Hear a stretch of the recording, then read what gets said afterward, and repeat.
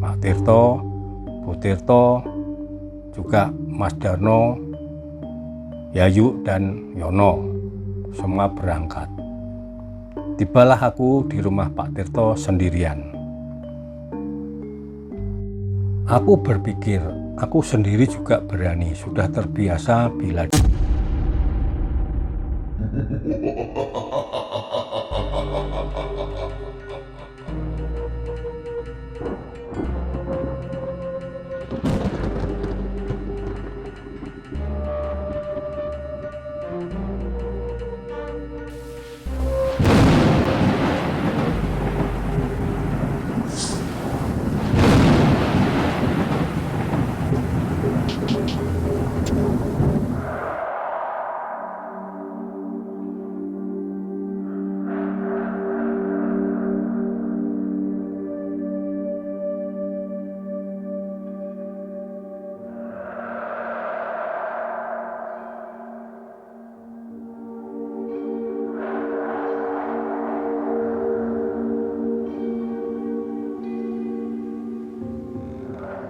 Aku bernama Gono.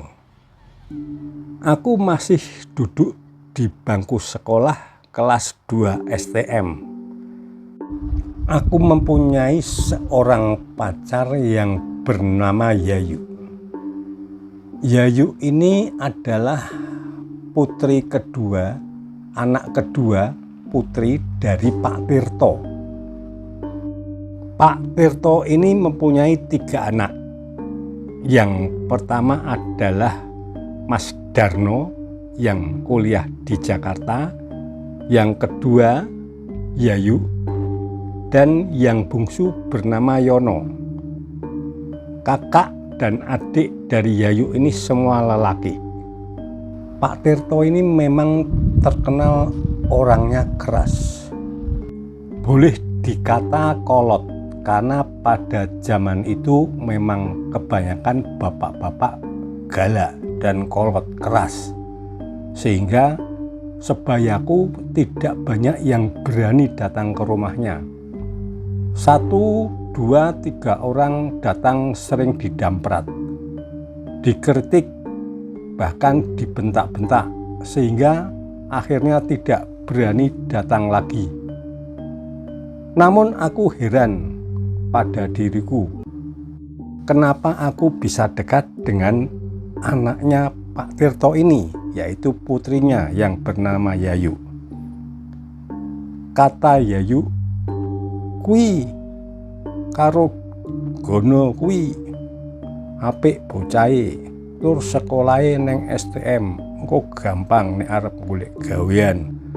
Zaman itu memang ada yang sekolah namanya STM. Kalau sekarang, kalau tidak salah itu sekarang jadi apa ya? Oh iya, SMK. Kata bapaknya Yayu, Pak Tirto ini, nek STM itu biasanya orangnya prigel-prigel, rajin, berani kerja keras. Demikian kata Pak Tirto, aku diceritain dari Yayu ini. Selain itu katanya aku ini pemberani. Waduh, GR aku. Memang di saat itu di kota kami ini banyak sekali yang orang-orang atau orang tua model seperti Pak Tirto. Namun bagiku, aku main ke rumah Yayu tidak ada maksud lain kecuali memang di samping aku seneng, ya memang aku tidak macam-macam. Jadinya memang benar-benar serius seperti itu pikirku. Menurutku aku termasuk beruntung karena mendapatkan apa yang aku penginkan, walaupun memang belum tentu terwujud, kan masih pacaran. Itu pun juga Pak Tirto menganggapnya teman yang baik seperti itu. Aku dengan Pak Tirto memang sering kadang diajak main catur. Ya sudah, seharian tidak ketemu Yayu ada di dalam, tapi aku malah main catur sama bapaknya. Waduh, ya sudah nggak apa-apa. Yang penting moga-moga aku dapat anaknya. Demikian. Apa mungkin Pak Tirto ini seneng sama aku karena bisa diajak main catur ya. Itu kadang aku keluar dalam pikirku, tapi tentunya tidak. Di keluarganya sendiri, Pak Tirto ini terhadap anak-anaknya keras. Walaupun dengan Yayu pun yang seorang cewek atau wanita atau gadis juga memang keras. Apalagi dengan Mas Darno yang sekarang kuliah di Jakarta. Benar-benar keras, kenceng. Harus begini, harus begini, harus begitu, harus begitu. Demikian. Namun Pak Tirto ini dengan yang si bungsu yang bernama Yono itu begitu sayang, tidak pernah memarahi. Apapun yang diinginkan sepertinya dibelikan sepanjang Pak Tirto ini mampu. Dan itu pun terlihat sekali, sehingga ketika kakak-kakaknya si Mas Darno dan Yayu ini sama sekali tidak berani protes ataupun usul apapun. Tapi yang adiknya ini, Yono ini berani usul, berani memberikan seperti kritik ke bapaknya, dan Pak Tirto diam saja, manggut-manggut saja. Pada suatu ketika Yono ini bercerita kepada Pak Tirto, ke ayahnya, ke bapaknya. Yono mengatakan ke bapaknya bahwa teman-temannya di SMP, Yono ini adalah kelas 1 SMP, sering diajak orang tuanya bertamasya, rekreasi keluar kota. Sedangkan selama ini Pak Tirto ini tidak pernah mengajak keluar kota. Kata si Yono, teman-temannya sering diajak wisata keluar kota, bahkan 2 hari, 3 hari, bahkan sampai seminggu. Tapi Pak Tirto ini tidak pernah mengajak. Paling mengajak sehari terus pulang kembali ke rumah. Sehingga Yono ini protes. Mendengar dari kata si Yono ini, Pak Tirto manggut-manggut. Yo. Memang Pak Tirto ini tidak pernah mengajak rekreasi keluarganya menginap seperti itu. Paling sehari, dalam arti berangkat pagi, pulang sore atau pulang malam. Tidak pernah menginap. Dan juga tidak pernah menginap di rumah kakek neneknya, karena memang kakek nenek dari Pak Tirto, Bu Tirto ini masih dalam satu kota. Sehingga paling dolan terus nanti malamnya pulang. Tidak pernah meninggalkan rumah ini lebih dari sehari. Pak Tirto manggut-manggut. Yo le, engko tak jak dolan, engko tak jak dolan, engko tak jak wisata. Tenang, beres. Wah, Yayu pun mendengar seperti itu senang. Selama ini kakaknya Darno dan juga Yayu ini tidak pernah minta seperti itu. Padahal saat duduk di SMP pun, di mana sering teman-temannya bercerita, plesir, tamasya, wisata dengan orang tuanya, keluarganya, nginep 2 hari, 3 hari itu kepingin, tapi nggak berani minta. Ini alhamdulillah Yono ini berani, dan Pak Tirto itu manggut-manggut. Ya wis diatur, engko nek ono prei, seperti itu kata Pak Tirto. Tiba saatnya akan mendekati hari untuk berlibur ke suatu tempat wisata, di mana tempat wisata yang dituju oleh Pak Tirto yaitu saat itu adalah rekreasi Selekta. Entah sekarang Selekta masih ada atau tidak, yang berada di Batu Malang. Itu waktu itu Selekta itu menjadi favoritnya, dan juga si Yono itu berkata kepada bapaknya kalau benar-benar wisata itu teman-temannya di Selekta itu bagus. Ya memang Selekta itu tempat rekreasi yang paling populer saat itu, dan tempatnya juga jauh di Malang, di Batu. Itu adalah tempat rekreasi yang zaman dulu itu yang membangun itu zaman Belanda, itu dulunya tempat beristirahatnya orang-orang Londo. dan ketika Indonesia merdeka itu sudah terus berubah menjadi tempat wisata untuk masyarakat Indonesia. Pak Tirto berkata padaku, "Gono, kowe engko jaga omah yo. Ning golek konco. Gono, kamu nanti jaga rumah ya. Tapi kamu harus cari teman. Jangan sendirian, ojo dewean. Pokoknya golek konco yo." Aku tidak berani menolak. "Siap," namanya calon mertua. "Siap, bos." "Siap, Pak." Itu karena kalau tidak, waduh, aku tidak bisa dapat yayu. Demikian pikirku. "Nggih, Pak. Sendika dawuh." "Ya, Pak, siap. Tapi ojo lali. Golek konco ya ojo dewean. Tapi jangan lupa cari teman, jangan sendiri." "Nggih, Pak. Ya, Pak, siap." Demikian kata Gono. Seputar beberapa hari sebelum keluarga Pak Tirto akan ke Selekta berwisata ke sana dengan keluarga, aku mencari temanku. Temanku Sarno aku ajak untuk menemaniku. Ternyata Sarno juga punya acara dengan keluarganya. Pun demikian ketika aku mendatangi temanku yang lain, juga sahabatku Jatmiko, sama. Mereka punya acara. Wah, masih ada temanku Agus. Ternyata sama, Agus juga punya acara sendiri. Katanya mau dengan rombongan teman-temannya akan ke Cilacap, akan tur teman-teman waktu SD-nya. Pun juga Anton, sama, semua berhalangan tidak bisa menemaniku. Padahal ini sudah sahabat-sahabatku semua. Waduh, aku mau cari temanku yang lain, siapa ya? Malamnya aku berpikir, waduh, bagaimana ya ini aku menjawab. Maka pada saatnya keluarga Pak Tirto mau berangkat, aku katakan, "Piye?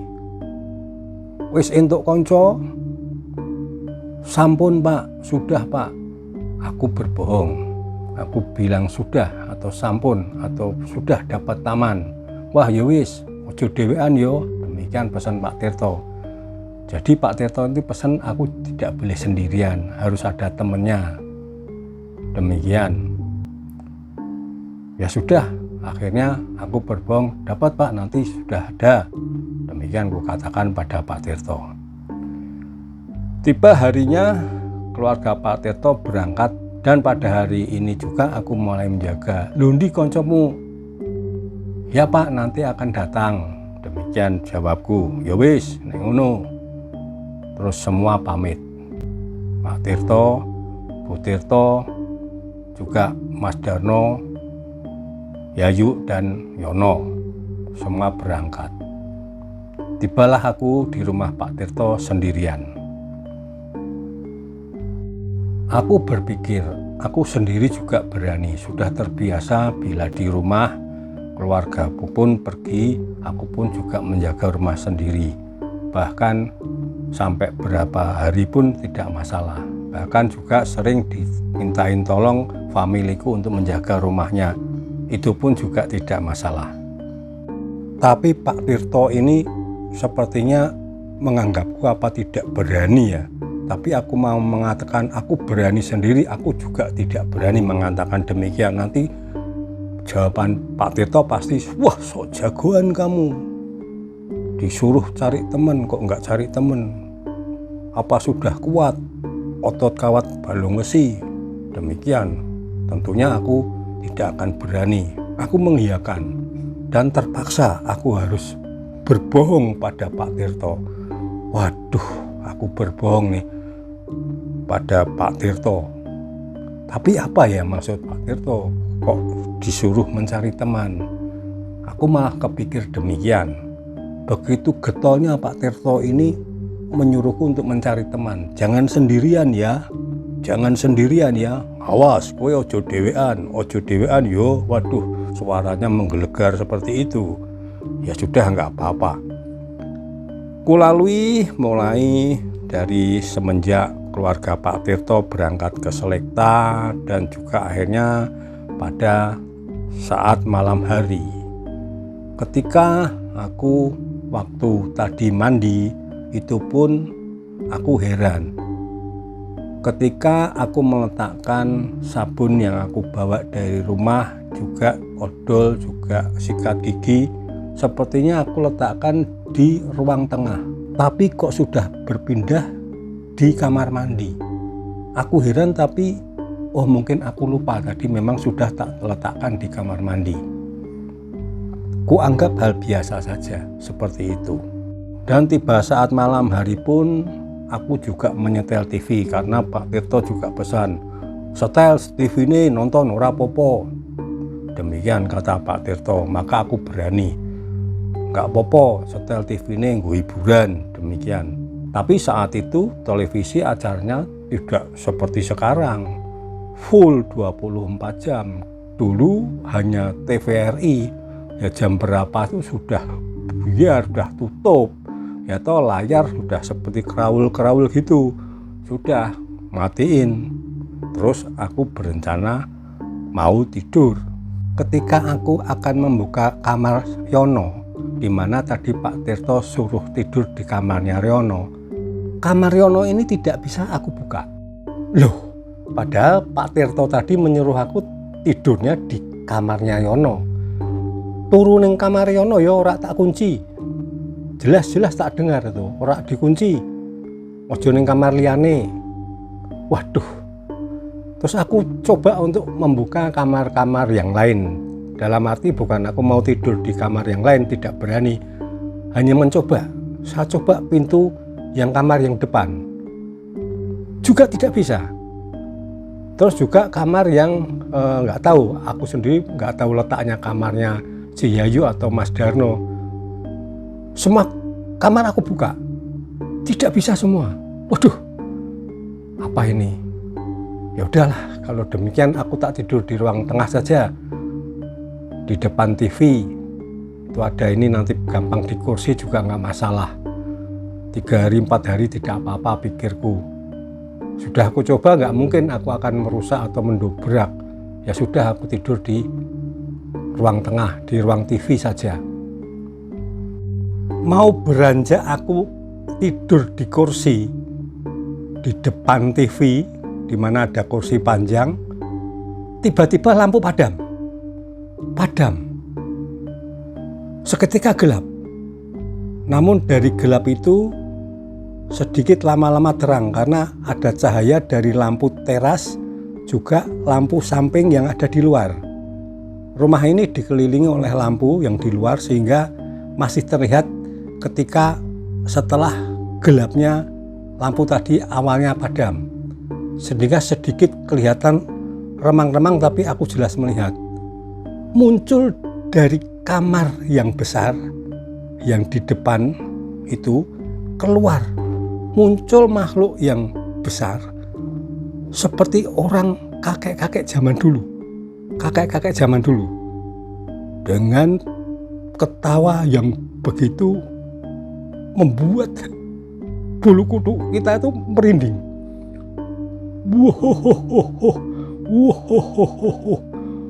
Sopo kowe kok wani-wani nang kene? Sopo kowe kok wani-wani nang kene? Siapa kamu kok berani-beraninya di sini? Siapa kamu kok berani-beraninya di sini? Wis atos balungmu po, wis atos kulitmu po, wani neng kene. Demikian, sudah keras kulitmu, sudah keras tulangmu. Demikian kalau diterjemahkan bahasa Indonesia. Wah, aku benar-benar takut. Aku diam, namun aku tahan untuk, sebenarnya aku itu sepertinya mau pingsan. Terus makhluk yang berwujud kakek, seperti kakek zaman dulu itu mendatangiku. Waduh, aku nggak bisa menghindar. Dipegang aku, badanku dipegang. Terus diikat. Aku seperti diikat oleh tali apa itu? Tali dadung itu bahasa Jawa. kalau ya tali tambang seperti itu. Diikat tali tambang. Sampai berapa kali ikatan, aku nggak bisa apa-apa. Sehabis itu kakek itu bilang, "Wes, kowe ning kene wae. Wes, kowe ning kene wae. Linggih ning kene. Sudah, kamu di sini saja. Kamu di sini saja. Kamu duduk di sini." Kembali setelah itu, kulihat kakek itu kembali dalam kamar. Dengan ketawanya nih.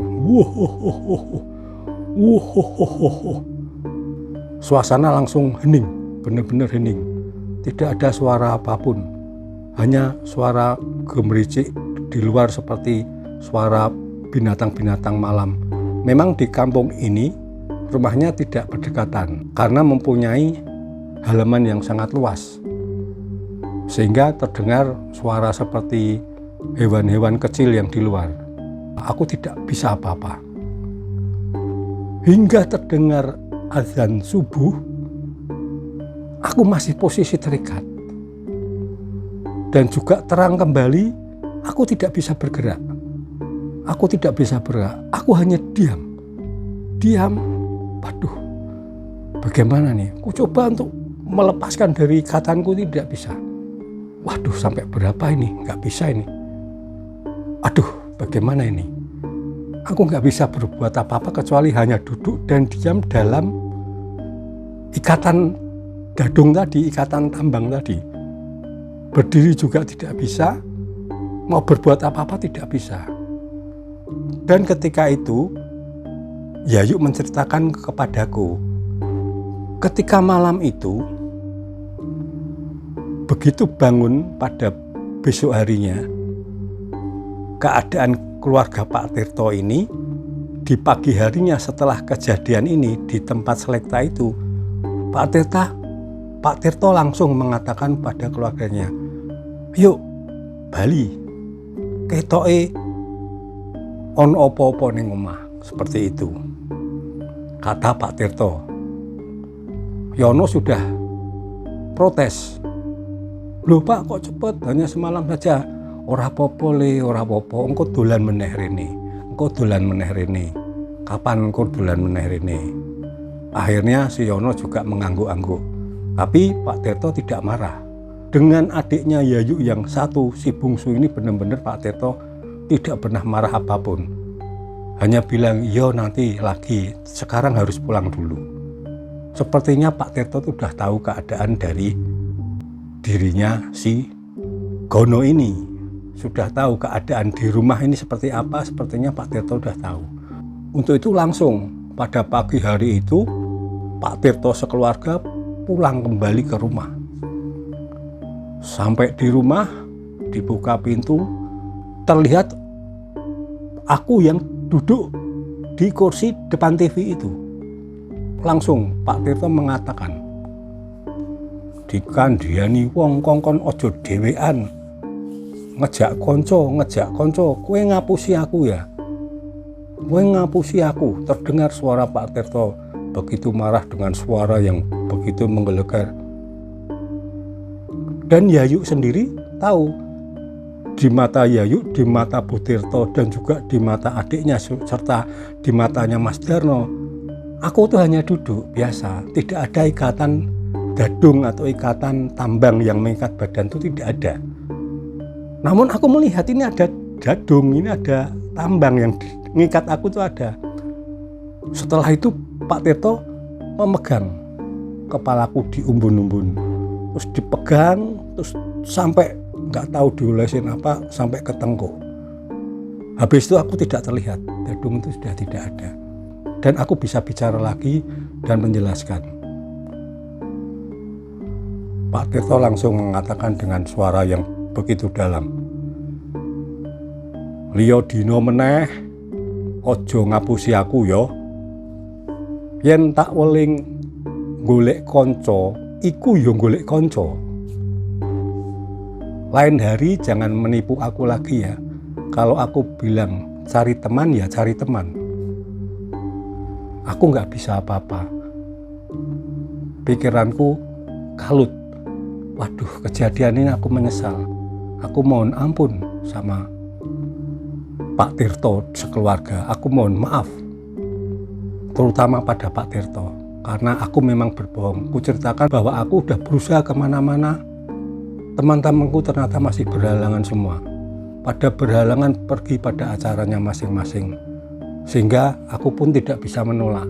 Sedangkan aku pikir dengan sendirian pun tidak masalah, karena juga biasa aku menjaga rumah juga sendiri, bahkan di familiku. Ya wis ora popo, sing penting ojo dibaleni meneh yo. Ya sudah, tidak apa-apa, yang penting jangan diulangi lagi. Wis kono mangan kono. Aku begitu terasa haus, terasa lapar sekali, karena dari semalam hingga sampai saat ini pun aku belum tidur, dan juga sampai sore hari ini aku belum makan, karena kedatangan Pak Tirto sekeluarga ini sore hari dari perjalanan dari Selekta sampai di tempat rumah ini menjelang sore lah, seperti itu. Mengingat cerita ini aku jadi merinding. Tunggu cerita Mas Horizon de Costa selanjutnya. Selamat malam, salam hororisasi.